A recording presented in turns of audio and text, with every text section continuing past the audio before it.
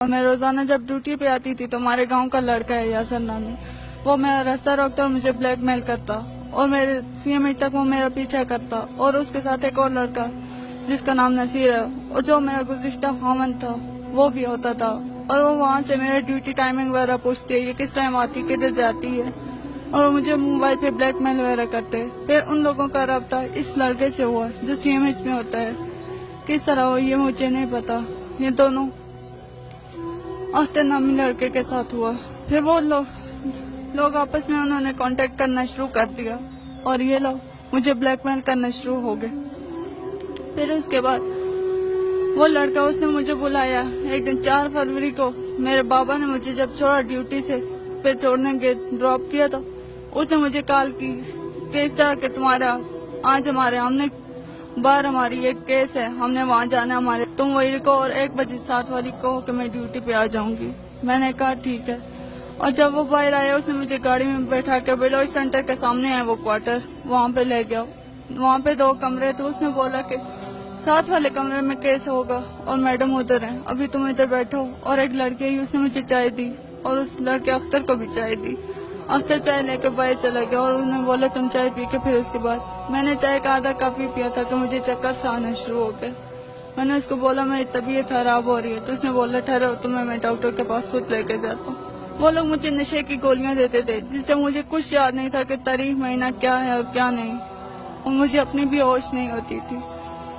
پھر وہ وہاں پہ گیا اور اس نے بولا کہ تم نے میرے ساتھ نکاح اس طرح کرنا ہے۔ میں نے نکاح کے لیے بہت انکار کیا، مولوی آتے تھے پھر ان کو واپس لے جاتے تھے۔ میں نے بہت زیادہ کوشش کی وہاں سے بچنے کی، لیکن انہوں نے بولا کہ اب تمہاری یہاں پہ کوئی فریاد نہیں سنے گا اور جو ہم کہیں ویسے ہی کرو۔ میں نے بولا میرے ماں باپ سے میرا کانٹیکٹ، انہوں نے کچھ بھی نہیں کرنے دیا اور مجھے الٹا دھمکی دیتے تھے کہ اب یہاں ہم تمہیں مار ڈالیں گے اور کوئی بھی تمہارے پیچھے نہیں آئے گا۔ کون کون ہے اس ویلے؟ اس وقت وہاں پہ ایک مرد تھا اور ایک عورت تھی جن کو میں نہیں جانتی، اور اس پورے واقعے میں ایک نام ہے یاسر نامی ہے جو میرا رشتے میں چچا زاد لگتا ہے، اور گزشتہ میرا جو خاوند ہے وہ ہے جس کا نام ہے نصیر، وہ پولیس ڈپارٹمنٹ میں ہوتا ہے، اور اختر نامی لڑکا ہے۔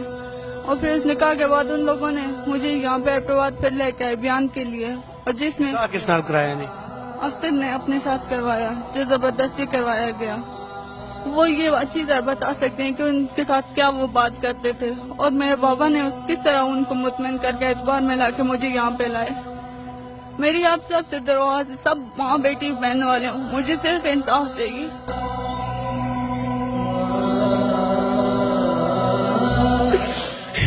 میری بچی سے میری آخری اس کا نام ہے، انصاف ملے، انصاف ملنا چاہیے۔ اتنا صاف ہے، اتنے مطلب اس کا اتنا ظلم زیادتی ہوئی ہے سب کہ ابھی تک کوئی نیاں نہیں ہو رہا کہ آپ لوگ بچیاں نہیں۔ میں یہی آخنا چاہتی ہوں کہ جنرل صاحب میری اس چیز دی تعاون کرے، بچی دی نوکری تو بھی محروم ہے، اور جو کچھ جس نے اس کا ظلم کی ہے، زیادتی کی ہے، سکاکس میں جلائی ہے، وہ نوکری تعذر ہے، اور مڑی بچی نوکری تو محروم کر کے جان تو بھی چلائی گئی ہے۔